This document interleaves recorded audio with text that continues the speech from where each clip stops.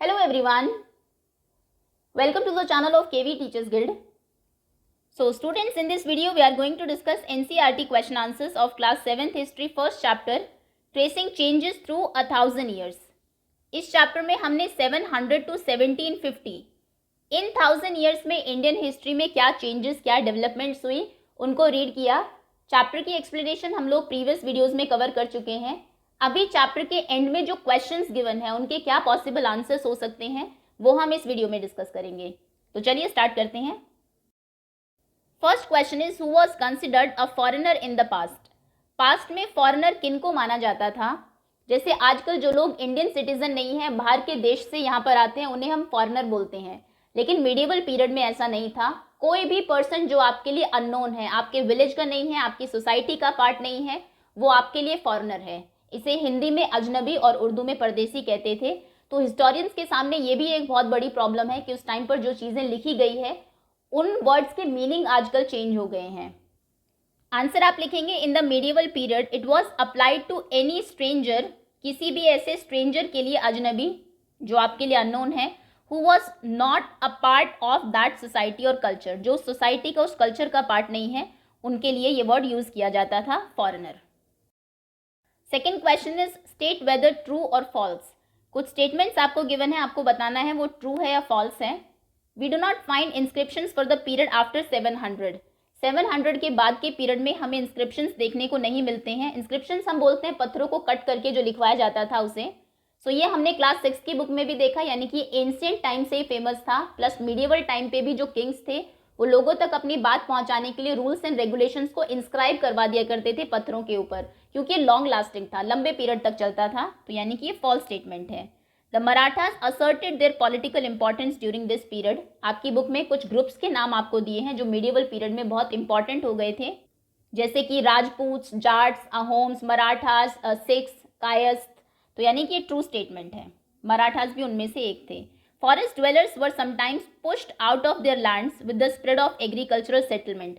इस टाइम पर एग्रीकल्चर का एक्सपेंशन हो रहा था. जो फॉरेस्ट है उनको क्लियर किया जा रहा था, उसको एग्रीकल्चर लैंड में कन्वर्ट किया जा रहा था. तो इन फॉरेस्ट में जो लोग रहते थे उनको वहाँ से माइग्रेट करना पड़ा, यानी कि ये ट्रू स्टेटमेंट है. Sultan Ghiyasuddin Balban controlled Assam, Manipur and Kashmir. False statement है. उनकी प्रशस्ति में हालांकि बहुत वास्ट एम्पायर उनका बताया गया है, लेकिन हिस्टोरियंस को ऐसा लगता है कि वो एग्जैजुरेटेड है. नेक्स्ट इज ब्लैंक्स आपको फिल करने हैं. Archives are the places where blanks are kept. Archives में क्या चीजें रखी जाती थी. Manuscripts. Blank were a 14th century chronicler. एक क्रॉनिकलर का नाम आपको दिया है जियाउद्दीन बर्नी, जिन्होंने कि 2 क्रॉनिकलर लिखे थे, 2 डिफरेंट पीरियड ऑफ टाइम के, और हिस्टोरियंस को पहले वाला काफी बाद में जाके मिला. Blank blank blank and blank were some of the new crops introduced in the subcontinent during this period. In 1000 years में मीडिएवल पीरियड में कौन कौन सी नई क्रॉप इंट्रोड्यूस हुई इंडियन सबकॉन्टिनेंट में. Potatoes, corn, chillies, tea and coffee. Fourth question is list some of the technological changes associated with this period. इस period of time में क्या कौन कौन से कुछ टेक्नोलॉजिकल चेंजेस हुए. 3 के नाम आपको गिवन है और ये तीनों आंसर में आप लिखेंगे. नंबर 1 पर्शियन व्हील, पिक्चर भी आपको दी है आपकी बुक में. इरिगेशन के लिए, फॉर इरिगेशन, सिंचाई करने के लिए, खेतों में पानी देने के लिए पर्शियन व्हील आ गया था. नंबर 2 स्पिनिंग व्हील, वीविंग के लिए स्पिनिंग व्हील यानी कि चरखा काटने के लिए, सूत काटने के लिए. And fire arms in combat. Fire arms, बारूद का इस्तेमाल किया जाने लगा था. पहले लोग तलवारों से लड़ते थे, अभी कॉम्बैट्स में, लड़ाइयों में फायर आर्म्स यूज होने लगे थे. Next is what were some of the major religious developments during this period. क्या कुछ मेजर रिलीजियस डेवलपमेंट हुए इस पीरियड ऑफ टाइम में. Major religious developments in this period are number 1 inclusion of new deities in Hinduism. Hindu धर्म में नई deities introduce हुई, नए देवी देवताओं की पूजा होने लगी. नंबर 2 इमरजेंस ऑफ भक्ति. भक्ति का इमर्ज हुआ, जहाँ पर भक्त जो हैं वो बिना प्रीस्ट की, बिना पुजारियों की हेल्प से भी सैल्वेशन आपको मिल सकता है. आपको सिर्फ डिवोटेड रहना है जिस भी गॉड को आप मानते हैं. Number 3 introduction of Islam. जो कुछ ट्रेडर्स इंडिया में आए वो अपने साथ कुरान की टीचिंग्स लेके आए और उसके बाद बहुत सारे रूलर्स ने इस्लाम को अपनाया। तो ये 3 मेजर इंपॉर्टेंट रिलीजियस डेवलपमेंट्स थे इस पीरियड के। 6th question is, in what ways has the meaning of the term Hindustan changed over the centuries. Over the centuries Hindustan word के किस तरीके से मीनिंग चेंज हुए। इसमें 3 डिफरेंट पीरियड ऑफ टाइम की बात गिवन है आपकी बुक में, हालांकि ये थोड़ा सा चेंज होना चाहिए, नंबर 1, नंबर 2 एंड नंबर 3। पहले हम दिल्ली सल्तनत की बात करेंगे जो 13th सेंचुरी में हुआ, उसके बाद बाबर जो कि 16th सेंचुरी में, और फाइनली आज इसका क्या मतलब है। तो 13th सेंचुरी में इस टर्म का मतलब था दिल्ली सल्तनत जहां पर रूल कर रही है। In 13th century the term stood for the lands under Delhi sultanate. जैसे जैसे उसका एक्सपेंशन होता था तो वो एरियाज भी हिंदुस्तान कहा जाने लगता था। अगर कोई एरिया दिल्ली के जो सुल्तान है वो हार गए तो फिर वो हिंदुस्तान का पार्ट नहीं रहता था। उसके बाद जब बाबर आया तो उसने इस टर्म को यूज़ किया to describe the geography, cultural and fauna of the subcontinent. इस इंडियन सब कॉन्टिनेंट की जो ज्योग्राफी है, जो लोगों का कल्चर है, जो फौना है, जिस तरीके के पशु पक्षी यहाँ पर मिलते हैं, उन सभी के लिए हिंदुस्तान वर्ड यूज़ किया जाने लगा। और मॉडर्न टाइम पे आजकल it is understood as India. ये एक देश माना जाता है, एक मॉडर्न नेशन स्टेट है। तो ये 3 है, number 1, 2 and 3। How were the affairs of जातीज regulated. जाति के अफेयर्स को, मुद्दों को किस तरीके से रेगुलेट किया जाता था। The affairs of जातीज were regulated by N assembly of elders. उस जाति के जो एल्डर्स हैं, जो बड़े लोग हैं, वो असेंबल हुआ करते थे, इकट्ठा हुआ करते थे, known in some areas as the jati panchayat, जिसको कुछ एरियाज में जाति पंचायत के नाम से जाना जाता था। तो जाति पंचायत होती थी, जो भी प्रॉब्लम्स हैं, जो इश्यूज हैं, वो सॉल्व किए जाते थे, नए रूल्स एंड रेगुलेशंस बनाए जाते थे। 8th question is, what does the term pan regional empire mean. Pan regional empire का क्या मतलब है। The term pan regional empire is applied to an empire which stretched over many regions, जो कई regions तक फैला हुआ हो। पैन रीजनल एम्पायर में डिफरेंट कल्चर को मानने वाले लोग, अलग अलग लैंग्वेज को बोलने वाले लोग, डिफरेंट ट्रेडिशंस के लोग इंक्लूडेड होते हैं। The Mughal empire is a good example of such an empire. Example अगर आपको देना है पैन रीजनल एम्पायर का तो मुगल एम्पायर था। पहले बहुत छोटे छोटे रीजनल एम्पायर्स थे, इन सब को मिला के मुगल एम्पायर बना, जिसको पैन रीजनल एम्पायर कहा जाता था। 9th question is, what are the difficulties historian faced in using manuscripts. Manuscripts को यूज करने में हिस्टोरियंस के सामने कौन कौन सी प्रॉब्लम्स आती है, किन प्रॉब्लम्स को वो फेस करते हैं। Historians faced a lot of difficulties while using manuscripts. Manuscripts को यूज करने में हिस्टोरियंस डिफिकल्टीज फेस करते हैं, और उसका रीजन ये है because manuscripts were written by hands. Manuscripts का मतलब ये है स्क्रिप्ट्स जो हाथों से लिखी गई हो।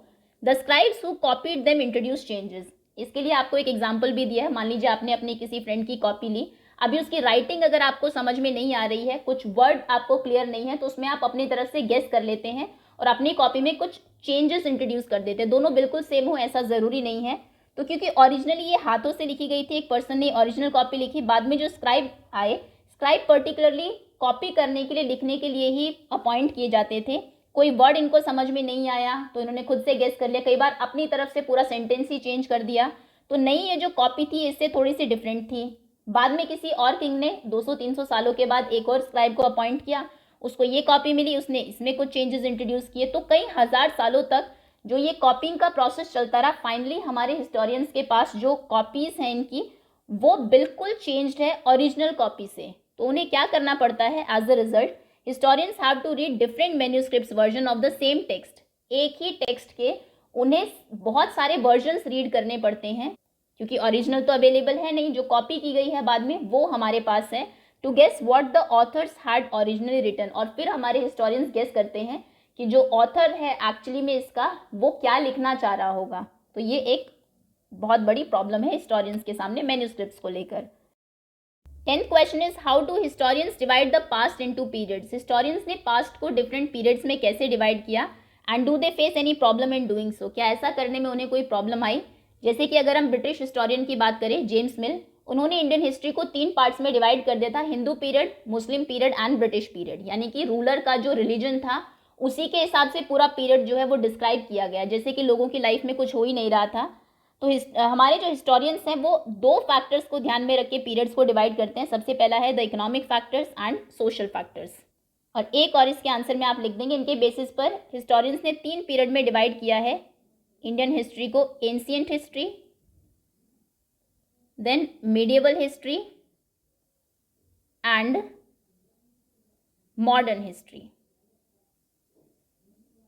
Okay, in doing so they are faced with two problems. ऐसा करने में उन्हें दो प्रॉब्लम्स को फेस करना पड़ा। सबसे पहले तो economic and social changes keep taking place, hence definite boundaries can not be drawn.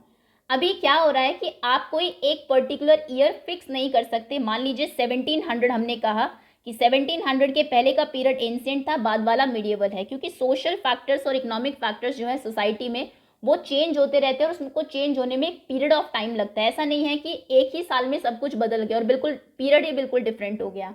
तो एक तो ये बाउंड्री सेट करना कि किससे पहले वाले पीरियड को मॉडर्न बोला जाए, किसके बाद वाले पीरियड को मिडिएवल बोला जाए, वो एक ईयर फिक्स करना, वो बाउंड्री सेट करना बहुत प्रॉब्लमेटिक था। एक तो ये प्रॉब्लम वो फेस कर रहे थे। Second is these periods are compared with modernity.